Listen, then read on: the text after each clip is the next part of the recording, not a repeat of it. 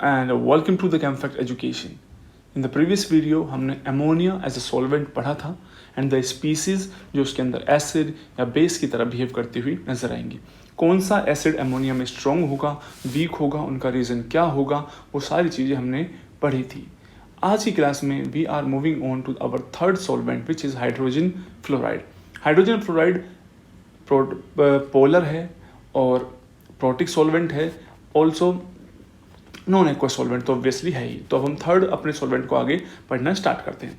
तो सबसे पहले आप देखेंगे कि जो हाइड्रोजन फ्लोराइड है उसका बॉइलिंग पॉइंट जो है वो 19.5 डिग्री सेल्सियस है, विच मीन्स हाइड्रोजन बॉन्ड की अगर आप स्ट्रेंथ कंपैरिजन करते हैं H और F के बीच में, अगर आप स्ट्रेंथ की बात करेंगे इन कंपैरिजन टू H2O, तो आप जानते हैं HF का बॉन्ड जो हाइड्रोजन बॉन्ड जो होगा वो स्ट्रॉन्गर होगा. रीजन, हाइड्रोजन बॉन्ड डिपेंड करता है इलेक्ट्रोनेगेटिविटी डिफरेंस पे, क्योंकि हाइड्रोजन बॉन्ड एक तरीके से क्या है, एक तरीके से इलेक्ट्रोस्टैटिक फोर्स ऑफ अट्रैक्शन ही है. चलिए मैं आपको इसको थोड़ा सा डिटेल में दिखा देता हूँ.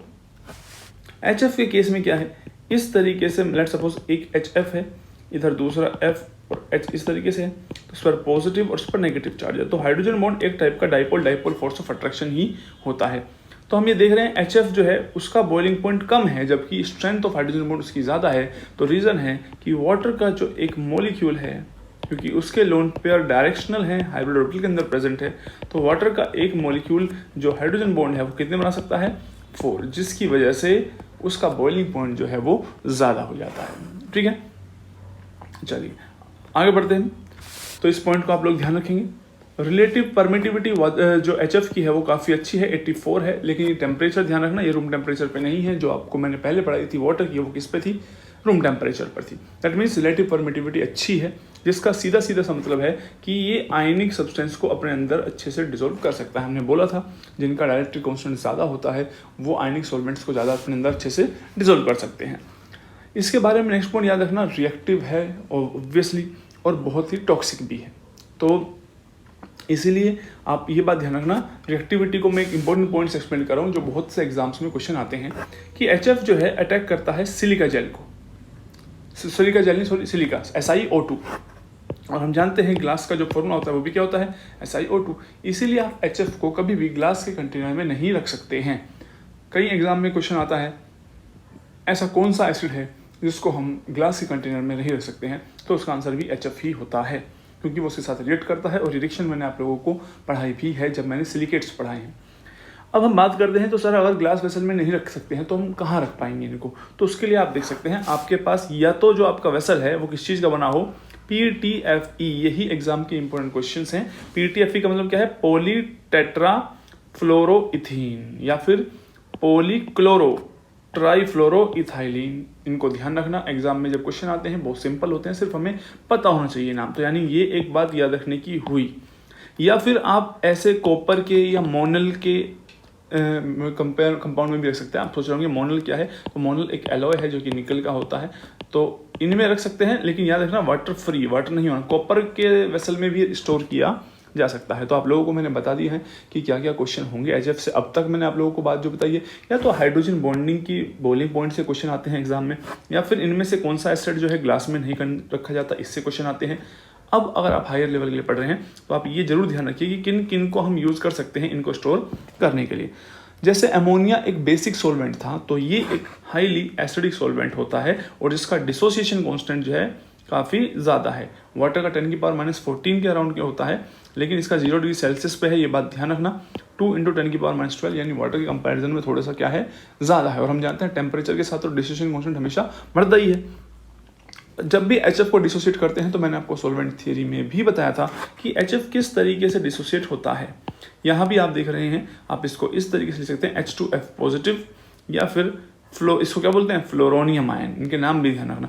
HF2 नेगेटिव जो बना है इसको आप हाइड्रोजन डाइफ्लोराइड आयन भी बोल सकते हैं, या फिर डाइफ्लोरोहाइड्रोजनेट करके भी इसको नाम दिया जा सकता है. तो ये सिर्फ नॉलेज की चीज़ें हैं. अभी जो कॉन्सेप्चुअल जितने भी एग्जाम में लास्ट ईयर के क्वेश्चंस आए हैं वो हम डिस्कस करेंगे. आप लोग ध्यान से सारी बातों को समझ के आगे बढ़ते रहिए. कोई एक्स्ट्रा चीज़ नहीं पढ़नी है, जो मैंने बता दिया है एग्जाम में हर क्वेश्चन HF से आपके अगर एग्जाम में क्वेश्चन है तो वो यहीं से होगा. ठीक है, अब हम बात करते हैं एसिड बेस बिहेवियर. इन HF अगर हमारे पास सॉल्वेंट वाटर की जगह क्या है HF है, तो कौन एसिड होगा और कौन बेस होगा। जैसे हम जानते हैं HF एक स्ट्रॉन्ग एसिड होता है, तो HF में स्ट्रॉन्ग एसिड वही बिहेव कर सकता है जो काफ़ी स्ट्रॉन्गली एसिडिक होते हैं। जैसे एग्जांपल मैंने दिया है HF को, यानी वही प्रोटोनेट कर सकता है जो जैसे कि सल्फ्यूरिक एसिड या फिर परक्लोरिक एसिड। ये क्या करेंगे, अगर ऐसी रिएक्शन लिखी आई पेपर में होगा इस तरीके से रिएक्शन देंगे और पूछेंगे क्या होगा, तो आप जानते हैं ये क्या करेगा, H+ को लूज कर देगा, इसको प्रोटोनेट कर देगा H2F पॉजिटिव और खुद एनायनिक फॉर्म में आ जाएगा। जस्ट लाइक दिस HCl4 और HF की रिएक्शन भी आ सकती है। लेकिन आप ये बात जरूर ध्यान रखें कि जरूरी नहीं है, मान लो एसिटिक एसिड और HF की रिएक्शन दे दी तो आप ये बात समझिए कि दोनों में से स्ट्रॉन्ग एसिड कौन है, HF है। इनके pKa का वैल्यू का हमें आइडिया है 4.76 जो हमने लास्ट क्लास में देखा भी था, इसका 3 पॉइंट समथिंग था।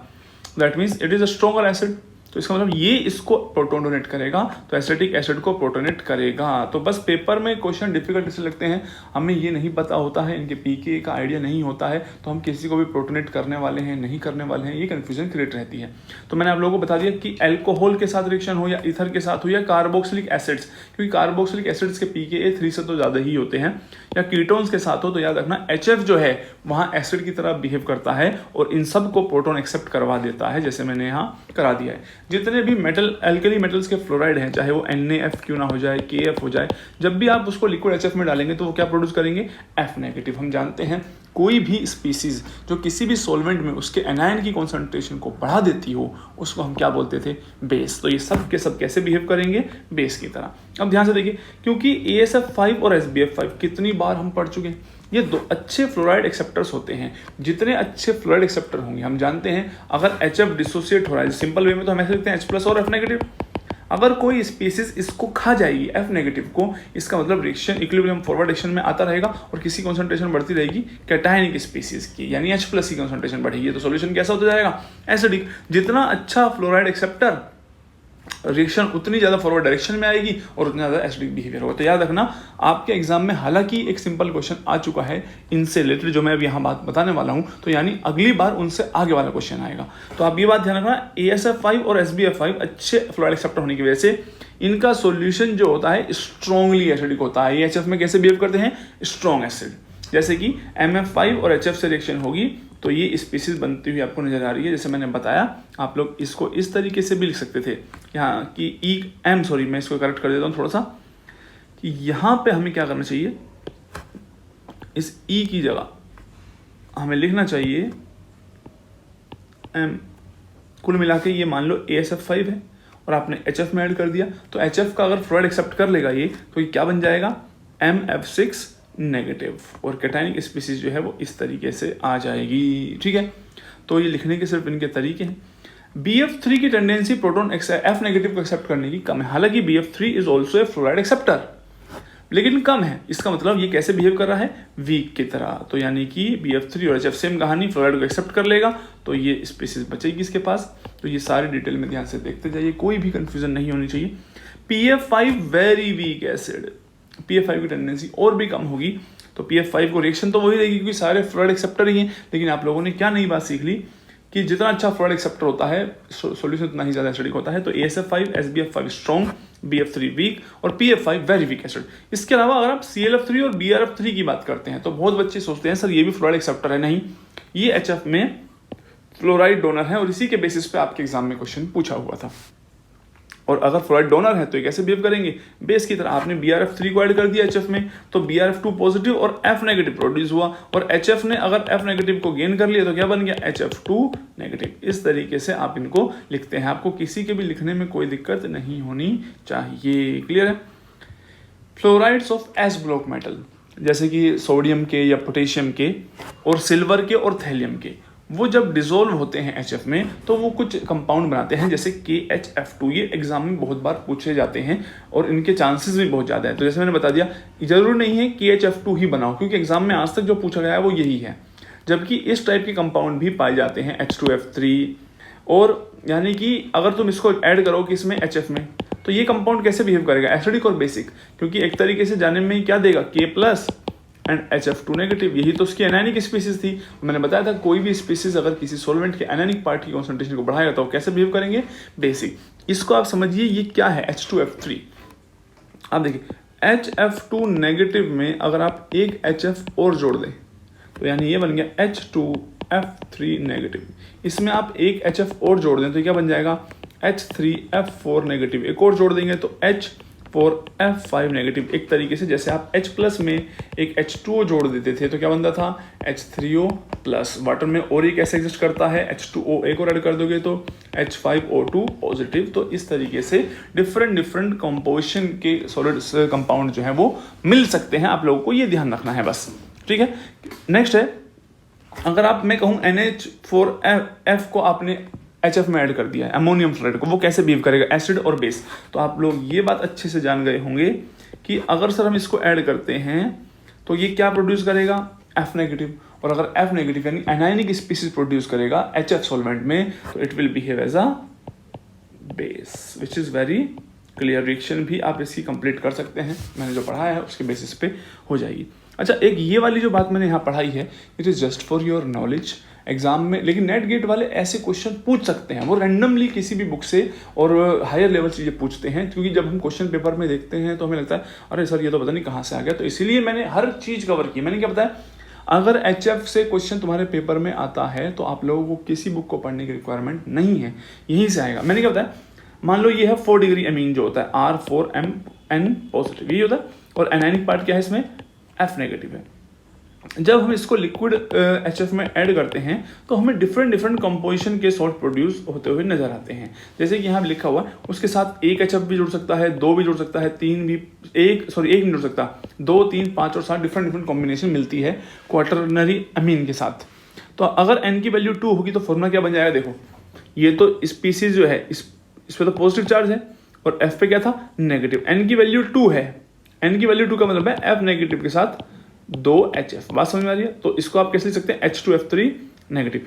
N की वैल्यू अगर 3 होगी तो HF कितने हो गए 3, तो F नेगेटिव के साथ 3 HF, और N की वैल्यू 5 होगी तो ये डिफरेंट फॉर्मूले के कंपाउंड आइसोलेट किए गए हैं कि इतना बुक के अंदर गिवन है। अब आप लोगों को ये बात समझनी है, इनसे या तो जो मैंने अब तक पढ़ा दिया इनसे ही कोई क्वेश्चन आएगा या फिर ज़्यादा चांसेस हैं इनके स्ट्रक्चर से।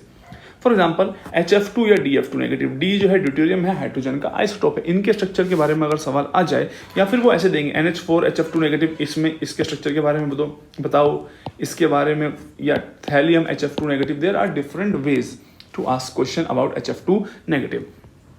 एनायन की बात समझ लेना, ये एक लीनियर एनायन है। बहुत बच्चे सोच रहे होंगे सर हाइड्रोजन ने 2 बॉन्ड बना रखे हैं, नहीं ऐसा कुछ नहीं है, ये एक स्ट्रॉन्ग हाइड्रोजन बॉन्डिंग का एग्जाम्पल है, जिसको मैंने प्रूव भी किया है कि सॉलिड स्टेट में जो HF डिस्टेंस है वो कितना है 227 पिकोमीटर है, और एक्चुअल में जो HF सिंगल HF मॉलिक्यूल लिखा है कि जो HF बॉन्ड लेंथ होती है HF मॉलिक्यूल में वो 92 के अराउंड होती है। तो अगर आप इसका दुगना कर देंगे 92 × 92 तब भी FF डिस्टेंस जो इस मॉलिक्यूल में आ रहा है वो क्या है ज़्यादा है। इसका मतलब ये हो गया है कि अगर इन दोनों के FF के बीच का जो डिस्टेंस है वो ज़्यादा है किससे, ट्वाइस ऑफ HF बॉन्ड, इसका मतलब एक्चुअल में HF बॉन्ड जो है वो लंबे हैं, और लंबे होने का मतलब है ये रिप्रेजेंट कर रहा है ये हाइड्रोजन बॉन्डिंग है, क्योंकि हाइड्रोजन बॉन्ड कंपैरेटिवली वीक होंगे। ठीक है, साफ साफ मैंने लिखा है इसके बारे में। अच्छा, अगर स्ट्रक्चर आ गया तो लीनियर हो गया। अगर H2F3 नेगेटिव का स्ट्रक्चर आ गया, यानी HF2 में कोई ऐसी अच्छी स्पीसीज ऐड कर दी जो HF2 नेगेटिव में जो HF ऐड करो, इन दोनों को इस तरीके से पूछ सकते हैं कि जो स्पीसीज बनेगी उसका स्ट्रक्चर बताओ। तो आपको हमेशा याद रखना फ्लोराइड को बीच में रखना है, उसके साथ 2 HF जोड़ देना। ये हो गया किस टाइप का, एक तरीके से वी शेप। अगर इसमें यानी कि आपको कुछ इस टाइप का पूछा हो कि HF नेगेटिव में 2 मॉलिक्यूल ऑफ HF जोड़ोगे तो ये बनता है। तो अब इसके स्ट्रक्चर में फ्लोराइड बीच में 3 HF इस तरीके से। और मैंने थोड़ा सा आइडिया दिया है कि जिस तरीके से ये F नेगेटिव है यहाँ पर 2 HF से जुड़ा हुआ है, तो ये जो बॉन्ड लेंथ हो गई वो 138 हो गई H और F के बीच में। जबकि इसमें देखो जब ये फ्लोराइड 3 साइड से H से जुड़ा होगा तो बॉन्ड लेंथ H और F की जो और भी ज़्यादा बढ़ जाएगी। ठीक है, और HF बॉन्ड लेंथ कितनी हो गई है यहाँ पे 94 है, तो इसमें HF बॉन्ड लेंथ कितनी हो गई है 85। तो आप लोगों से बॉन्ड लेंथ तो नहीं पूछी जाएगी, बस स्ट्रक्चर पूछ सकता है। तो आप लिख लीजिए ये this is a V shape. इसके स्ट्रक्चर के बारे में लेकिन ट्रायंगल प्लेनर टाइप का स्ट्रक्चर आपको नजर आएगा, और यही पेपर में टफ क्वेश्चन जैसे नजर आते हैं। यहाँ तो बना हुआ है तो आपको लग रहा है तो क्या नई बात है। ठीक है, अगर हाइड्रोजन बॉन्ड की बात की जाए तो जैसे जैसे आप देखते हैं इनकी वैल्यू बढ़ती जाएगी, तो हाइड्रोजन बॉन्ड की जो लेंथ है वो क्या होती जा रही है, एक तरीके से बढ़ती जा रही है। क्लियर है। अब हम बात करते हैं अगर कभी भी लास्ट अबाउट HF इलेक्ट्रोलाइसिस किया जाए लिक्विड अमोनिया में, लिक्विड HF में, तो क्या होगा। जैसे वाटर में तो हमने पढ़ा ही है क्या चीज़ बनती है, तो ये बात ध्यान रखना, बहुत सारे इनऑर्गेनिक और ऑर्गेनिक फ्लोरीन के जो कंटेनिंग कंपाउंड्स हैं उसको प्रिपेयर करने का तरीका है HF के अंदर हम इलेक्ट्रोलाइसिस करें। जब हम इलेक्ट्रोलाइसिस करेंगे तो एनोड पे क्या होगा हम जानते हैं, F एनोड पे होता है ऑक्सीडेशन, तो F नेगेटिव का क्या हो जाएगा, ऑक्सीडेशन, और कौन सी गैस प्रोड्यूस होगी, F2 होगी। अब मैंने मैकेनिज्म किसी का नहीं दिखाया है क्योंकि अभी तक किसी भी एग्जाम में इसके इलेक्ट्रोलाइसिस पे क्वेश्चन नहीं आया है, तो इसीलिए मैं इस चीज़ को कॉम्प्लिकेट भी नहीं कर रहा हूँ। इन केस इसके आसपास का कोई क्वेश्चन आएगा तो हम उस ईयर और बहुत ज़्यादा डिटेल में पढ़ सकते हैं।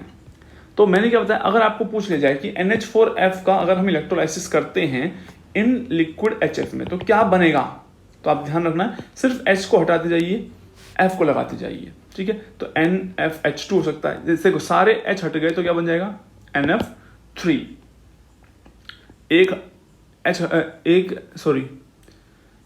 दो H हटेंगे तो NF2H, और ये बन गया सिर्फ एक H हटा होगा तो NF। तो ये प्रोडक्ट प्रोड्यूस हो सकते हैं। तो पेपर में ऐसे क्वेश्चन आ सकते हैं कि अगर H2O का हाइड्रोलाइसिस करेंगे लिक्विड HF में तो क्या बनेगा, तो आपको सिर्फ H हटा के क्या बनाना है, F।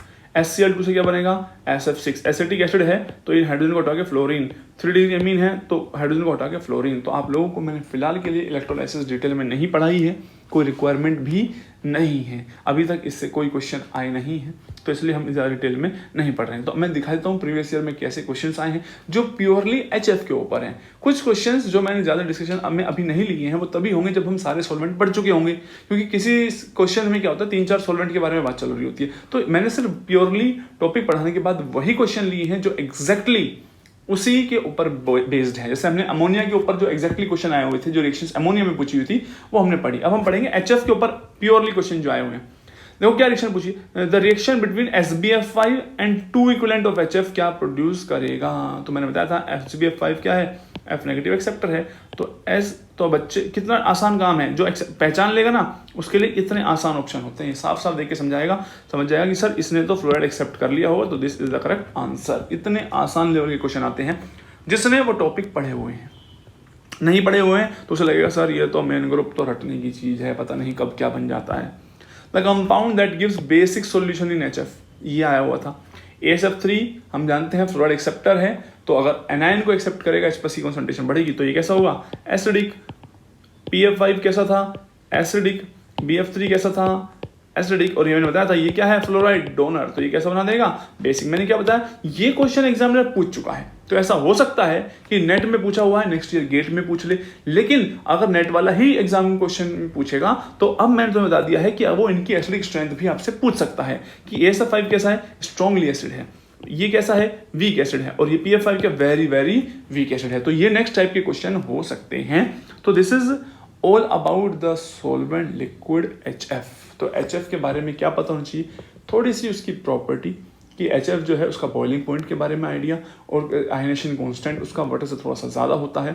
प्लस HF जो है इसके बारे में आप ये बात ध्यान रखेंगे कि वो SiO2 से रिएक्ट करता है, इसीलिए हम HF को कभी भी वो ग्लास के कंटेनर में नहीं रखते हैं। तो कहाँ रखते हैं उसके बारे में 3-4 नाम ध्यान रखना। मोने के बारे में याद रखना, वो निकल का एलॉय होता है। कॉपर के कंटेनर में रख सकते हैं, PET जो Fe है उसमें रखा जा सकता है, पॉलीटेट्राफ्लोरोइथाइलिन, और एक और कंपाउंड है। इस तरीके से इन चारों के आप लोगों को नाम ध्यान रखना है। उसके बाद एसिड बेस बिहेवियर मैंने आपको बता दिया है कि कौन इसमें एसिड की तरह बिहेव करेगा, कौन बेस की तरह बिहेव करेगा।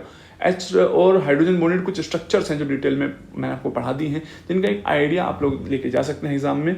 और इलेक्ट्रोलाइसिस में मैंने बता दिया है कि फ्लोरीन जुड़ जाएगा और हाइड्रोजन हटते हुए चल जाएंगे। मैकेनिज्म जस्ट लाइक जैसे वाटर में होता था वही होगा, पर मैंने उसके मैकेनिज्म पे डिटेल डिस्कशन नहीं किया है। So this is all about our solvent liquid H। Next solvent which is also very very important, और आपके प्रीवियस ईयर में जिससे एग्जाम है में क्वेश्चन जो है वो है सल्फ्यूरिक एसिड। तो एनहाइड्रस सल्फ्यूरिक एसिड की बात कर रहे हैं, प्योर सल्फ्यूरिक एसिड की बात कर रहे हैं जो लिक्विड फेज में होता है।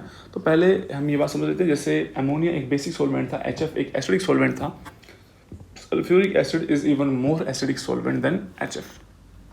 प्रॉपर्टीज़ के बारे में थोड़ा सा आइडिया हमने दिया है, इसका सिर्फ आपको थोड़ा आइडिया होना चाहिए कि इसका मेल्टिंग पॉइंट वाटर के कंपैरिजन में क्या है, ज़्यादा है। बॉइलिंग पॉइंट भी जो है इसका क्या है, काफ़ी ज़्यादा है। ठीक है, आप इसमें से -273 करके देख सकते हैं केल्विन में सारा, तो आप जानते हैं काफ़ी हाई बॉइलिंग पॉइंट है ये। डेंसिटी इसकी वाटर से ज़्यादा होती है। परमिटिविटी भी देखो काफ़ी ज़्यादा है, 292 केल्विन पर 110 है। तो आयनेशन कॉन्स्टेंट भी कितना ज़्यादा, 10⁻⁴ है, जबकि वाटर का 10⁻14 के आसपास होता है। विस्कोसिटी भी काफ़ी ज़्यादा होती है, स्पेसिफिक कंडक्टेंस भी हाई है। तो अब आप ये बात समझिए, ये तो इनका बेसिक आइडिया है जो आप लोगों को थोड़ा सा पता होना चाहिए। पेपर में इनका डेटा नहीं पूछा जाता कभी भी कि इसका बॉइलिंग पॉइंट बताओ कितना होगा, बस आपको कंपैरेटिवली याद होना चाहिए।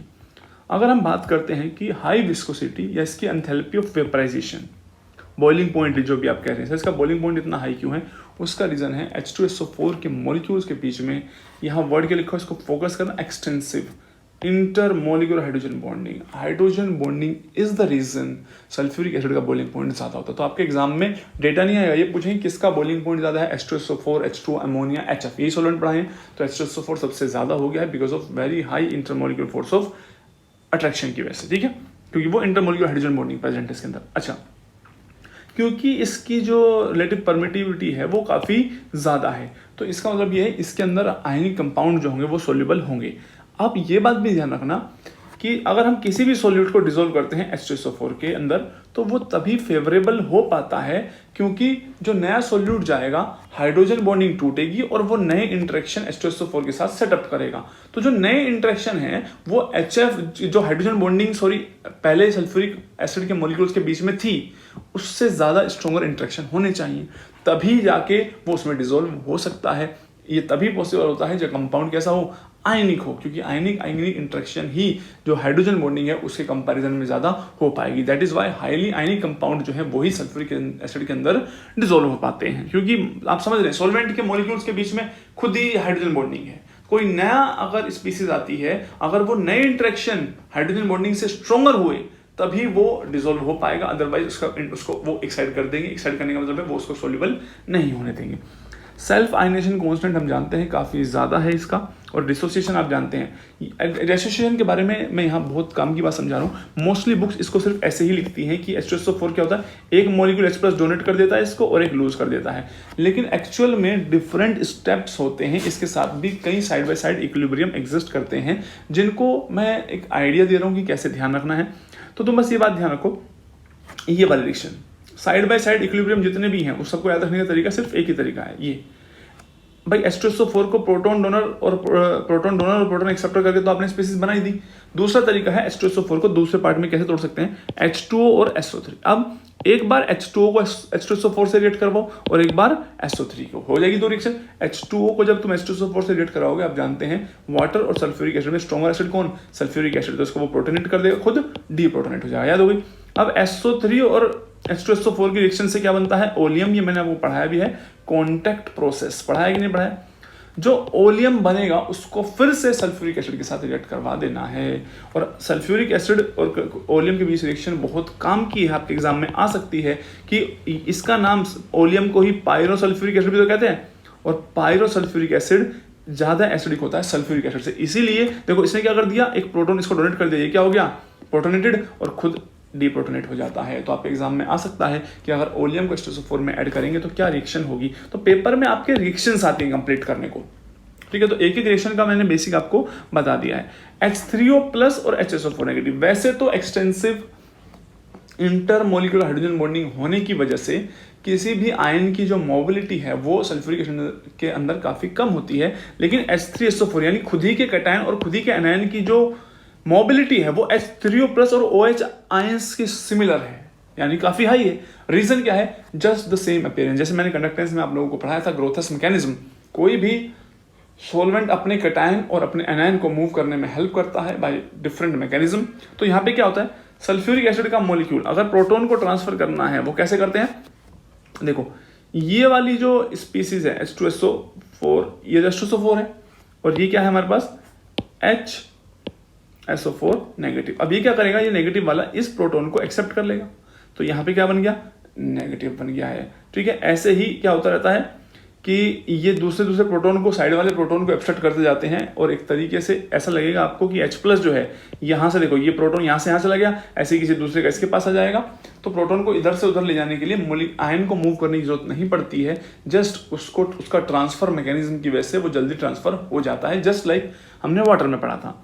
इसी तरीके से आप देख सकते हैं, ये रहा आपका H3SO4, H3SO4 पॉजिटिव में आपने देख लिया। देखो अब इस पे पॉजिटिव चार्ज आया हुआ है, तो साइड वाला जो सल्फ्यूरिक एसिड का मॉलिक्यूल होगा वो इस प्रोटॉन को एब्स्ट्रैक्ट कर लेगा, प्रोटॉन को एब्स्ट्रैक्ट कर लेगा, इधर चल जाएगा, और ये जो डबल बॉन्ड थे, यानी वो मानो ये इलेक्ट्रॉन छोड़ के चला गया, तो दोनों तो यहीं आ गए, तो ये फिर से ये वाला सल्फ्यूरिक एसिड बन जाएगा, और ये वाली स्पीसीज बन जाएगी क्या, इस पे H आ जाएगा और ये पॉजिटिव बन जाएगा।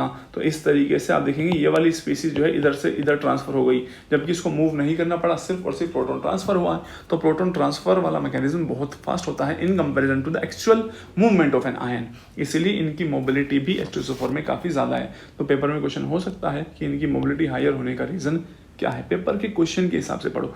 तो मैं वहाँ कोई थियरी नहीं पूछ रहा, कोई नहीं पूछ रहा कि डिटेल में एक्सप्लेन करके दिखाओ, क्वेश्चन कैसे आएंगे बस उसके बारे में ध्यान रखना है, ठीक है। अब ये आ गया एसिड बेस बिहेवियर, इस पे ही एग्जाम में क्वेश्चन ज़्यादा आते हैं, फिर भी मैं पुरानी बातें भी साथ साथ समझाता हुआ चल रहा हूँ कि किस टाइप के क्वेश्चन भी आ सकते हैं। अब ये बात ध्यान रखना, सल्फ्यूरिक एसिड खुद ही इतना स्ट्रॉन्ग एसिड है, तो बाकी सब एसिड इसमें बेस की तरह बिहेव करते हैं। जैसे फॉस्फोरिक एसिड हो गया, अगर पेपर में क्वेश्चन आया फॉस्फोरिक एसिड और सल्फ्यूरिक एसिड के बीच की जो रिएक्शन है, आप इन दोनों में बताइए कि रिएक्शन में क्या होगा। तो आप जानते हैं sulphuric acid is strong acid, that is why वो प्रोटॉन डोनेट कर देगा और इसको एक्सेप्ट करना ही पड़ेगा, ठीक है। वैसे तो हम H3O4 को क्या मानते हैं, एसिड मानते हैं, लेकिन यहाँ कैसे बिहेव कर रहा है, बेस। तो मैंने क्या बताया था, इस दुनिया का हर मॉलिक्यूल एम्फोटेरिक है, बस उसका बाप उसे मिलने की जरूरत है। अगर वो खुद ऐसे किसी मॉलिक्यूल के साथ है जो इसके कंपैरिजन में प्रोटॉन डोनेट करने की टेंडेंसी कम रखता है, तो H3PO4 उसको डोनेट करवा देता, लेकिन जैसे इनके पिताजी से मुलाकात हुई H2SO4 से, इसने कहा बेटा प्रोटॉन तुम रखोगे। बात समझ आ रही। ऐसे ही ये बहुत इंपॉर्टेंट रिएक्शन है, HNO3 वाली रिएक्शन बहुत इंपॉर्टेंट है और पेपर में आने के चांसेस ज्यादा हैं, ठीक है। अगर HNO3 की रिएक्शन H2SO4 से कराते हैं तो हम जानते हैं H2SO4 इज स्ट्रॉन्गर एसिड। कई जगह मैंने देखा है जो लोग पढ़ाते हैं क्लास में, ऑर्डर लगाते वक्त वो HNO3 को स्ट्रॉन्गर एसिड बना देते हैं H2SO4 से। भगवान जाने कौन से कॉन्सेप्ट होते हैं उनके, और इस रिएक्शन को जब कहीं से टीप के लिखेंगे तो बिल्कुल सही लिख देंगे। तो यार खुद तो थोड़ा सोचना चाहिए सबको, और आप लोगों को भी थोड़ा दिमाग चलाना चाहिए। अब मैं इसको कैसे प्रूव कर रहा हूँ, तो क्योंकि हम जानते हैं सल्फ्यूरिक एसिड स्ट्रॉन्गर एसिड है ऑब्वियसली, सल्फर +6 ऑक्सीडेशन स्टेट में, जबकि HNO3+5 में। मैंने comparison of strength of oxidised acids भी पढ़ाया है, पीरियोडिक में पढ़ा दिया था, तो आप जानते हैं। तो ये प्रोटॉन डोनेट कर देगा इसको, प्रोटॉन डोनेट किया तो क्या बना, इसने एक्सेप्ट कर लिया ये डोनेट। अब ये फाइनल प्रोडक्ट नहीं है, फाइनल प्रोडक्ट है ये, इसका एक मॉलिक्यूल इसके 2 मोल से रिएक्ट करता है और ये स्पीसीज बनती है। तो पहले बताता हूँ कि ये स्पीसीज कैसे बनती है, दूसरी बात हमें कैसे कंफर्म हुआ कि यही ऐसा होता है। तो पेपर में आ सकता है HNO3 H2SO4 की रिएक्शन 90% दुनिया ये बनाएगी, मैं तुम्हें पहले ही बता रहा हूँ, और तुम्हें ये नहीं करना है।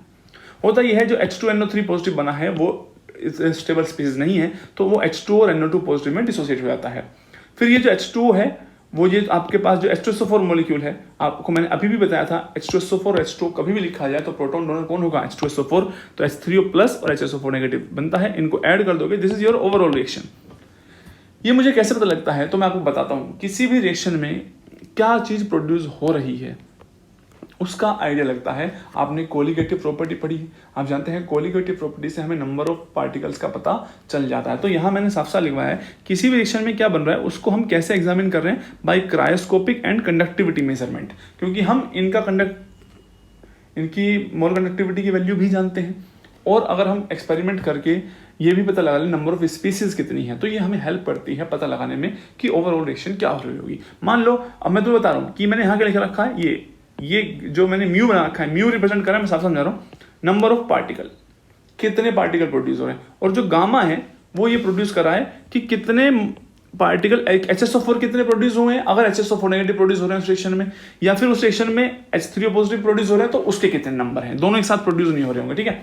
अब देखो हमने जब नाइट्रिक एसिड और सल्फ्यूरिक एसिड की रिएक्शन करवाई तो हमने देखा क्रायोस्कोपिक जो मेजरमेंट्स हैं, कोलिगेटिव प्रॉपर्टी मेजरमेंट है, तो नंबर ऑफ स्पीसीज जो प्रोड्यूस हो रही है वो क्या है, 4 है, और गामा की वैल्यू इसके लिए कितनी ऑब्टेन है, 2। मैंने साफ साफ लिखा है अब रिएक्शन के लिए एक्सपेरिमेंटली ये डेटा हमें मिला है। अब गामा की वैल्यू 2 होने का मतलब है HSO4 नेगेटिव जो है वो कितने प्रोड्यूस हो रहे हैं, 2।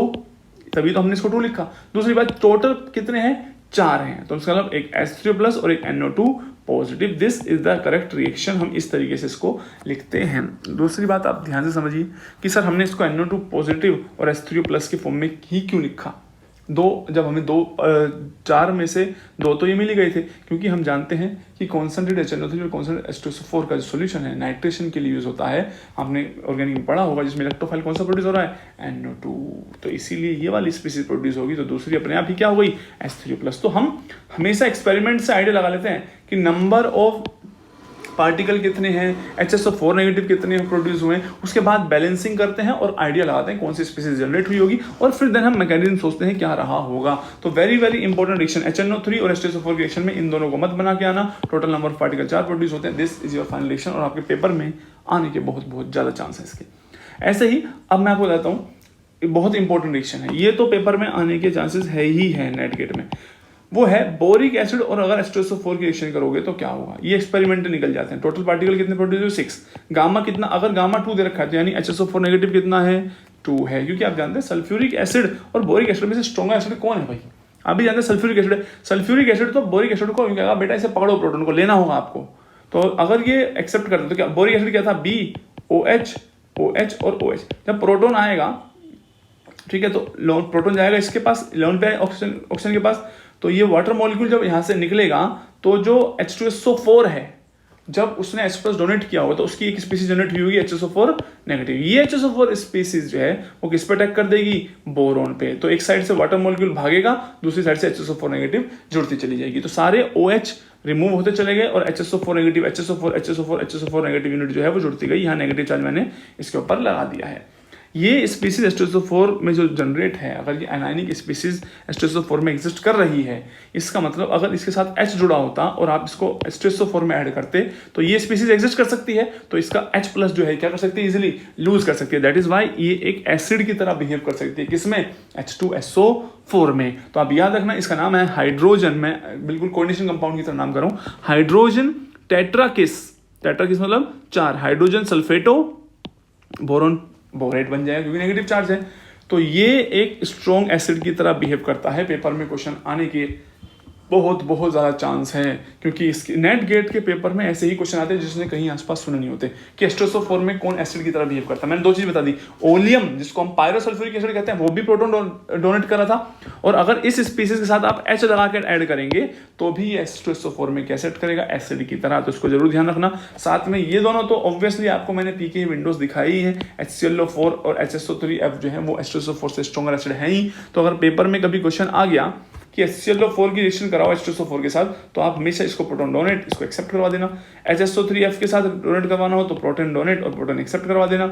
ओलियम के साथ रिलेट करवाया तो प्रोटॉन डोनेट और प्रोटॉन एक्सेप्ट करवा देना, इन सब के केस में। लेकिन अगर नाइट्रिक एसिड आ गया तो याद रखना, नाइट्रिक एसिड के केस में मेहरबानी करके मैं बार बार समझा रहा हूँ, आप लोग ये नहीं बनाएंगे, आप लोग फाइनल रिएक्शन ये लिखेंगे। इनका फायदा तभी होता है, और ये हमने डायरेक्ट ऐसे क्यों लिखी हुई है, क्योंकि इनके बारे में हमें पता होगा कि इसकी वैल्यू 2 है और इसके लिए गामा की वैल्यू क्या हो गई है, 1 हो गई, क्योंकि कितनी स्पीसीज प्रोड्यूस हो रही है, 1 प्रोड्यूस हो रही है, ठीक है। और इसकी प्रिपरेशन भी बता दी, क्योंकि ये एक एसिड की तरह बिहेव करेगा कंपाउंड सल्फ्यूरिक एसिड में, तो मैंने बताया इसको प्रिपेयर करते हैं बोरिक एसिड और ओलियम की रिएक्शन से। और आप जानते हैं ओलियम क्या होता है, H2SO4 प्लस SO3, तो एक सिंपल तरीका है याद रखने का। इसके अलावा जो वाटर के अंदर बेस की तरह बिहेव करते थे सल्फ्यूरिक एसिड में तो 100% बेस ही हो जाएंगे, क्योंकि सल्फ्यूर भाई वाटर के अंदर जो चीज़ बेस है, सल्फ्यूरिक एसिड तो उससे अच्छा प्रोटॉन डोनर है वाटर से, तो वो तो जबरदस्ती बेस की तरह बिहेव करवा देगा। तो वाटर में जो सब बेस थे वो सल्फ्यूरिक एसिड में भी क्या है, बेस है। जैसे OH आयंस क्या करेंगे, अब आपने सोचा होगा सर इसे प्रोटॉन एक्सेप्ट कर लेंगे, प्रोटॉन एक्सेप्ट करने के बाद ये क्या बन जाएगा, H2O और ये HSO4 नेगेटिव। लेकिन हमने जब इसके लिए वो कोलिगेटिव प्रॉपर्टीज यूज की तो हमने देखा नंबर ऑफ पार्टिकल कितने प्रोड्यूस हो रहे हैं, 3 हो रहे हैं। तो बेटा हमें बैलेंसिंग करनी पड़ेगी। तो हमने सोचा कि जो ये एक H2SO4 मॉलिक्यूल और होगा, मैं समझा देता हूँ, अगर आप चाहते हैं ना छोटे लिख के इसको फिर मैं मिटा दूंगा कि OH आयंस ने अगर मान लो H2SO4 से एक H+ ले लिया तो खुद तो वो क्या बन गया, H2O, और एक स्पीसीज बन गई HSO4 नेगेटिव। हम ये बनाते हैं फाइनल प्रोडक्ट, लेकिन ये नहीं हो रहा है। टोटल नंबर ऑफ जो स्पीसीज है वो कितनी प्रोड्यूस हो रही है, 3 हो रही है। इसका मतलब एक और H2SO4 का मॉलिक्यूल ने क्या किया, इस H2O को भी क्या कर दिया, प्रोटोनेट कर दिया। जैसे इसको प्रोटोनेट करवाया ये तो बन गया इसमें और ये खुद किस में कन्वर्ट हो गया, HSO4 नेगेटिव में डोनेट करने के बाद। तो इससे हम थोड़ा थोड़ा सा आइडिया लगाते हुए चलते रहते हैं। यानी पेपर में ऐसा क्वेश्चन भी आ सकता है कि आपको गामा दे रखा हो, गामा मैंने क्या बताया था, गामा होता है नंबर ऑफ HSO4 नेगेटिव या फिर H3SO4 पॉजिटिव। तो इसके लिए गामा की वैल्यू कितनी हो गई है, 2। तो आपको दे सकते हैं, सब चीज़ें पूछी जा सकती हैं। इतनी हाई लेवल चीज़ें आपको मैं पढ़ा रहा हूँ, बहुत ध्यान से समझिए। और एक भी क्वेश्चन अगर पेपर में आएगा, चाहे वो किसी भी टॉपिक से जो मैंने पढ़ाए हैं, वो सारे 100% सही होंगे। अमोनिया और इसकी रिएक्शन में आप ध्यान रखना, सिंपल काम हुआ। इसमें गामा की वैल्यू, इसकी म्यू की वैल्यू कितनी है, 2। कितनी स्पीसीज प्रोड्यूस हुई, 2। इसका मतलब सीधा अगर 2 प्रोड्यूस हुई तो एक ने प्रोटॉन डोनेट किया, इसने एक्सेप्ट कर लिया। इसके लिए भी कितनी हो रही है, 2 H2O के साथ सिर्फ, तो एक ने डोनेट किया, एक एक्सेप्ट कर लिया। अगर इसकी वैल्यू बदलती है तो ही हम सोचेंगे कि यानी कुछ और रिएक्शन भी हो रही होगी। अच्छा, अब ये क्वेश्चन तुम करोगे एसिटिक एसिड और H2SO4 के बीच में रिएक्शन होगी तो क्या होगी।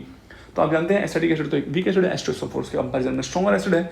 तो H2SO4 में एसिटिक एसिड कैसे बिहेव करेगा, एक बेस की तरह हो गया। बेटा एक काम करो, CH3 OH2 ऑल पॉजिटिव और इसको HSO4 नेगेटिव। क्या मैंने रिएक्शन सही लिखी है, आंसर इज 100% सही लिखी है, क्योंकि गामा म्यू की वैल्यू क्या है, 2 है। तो 2 ही स्पीसीज प्रोड्यूस होंगी। सो this is all about your sulphuric acid.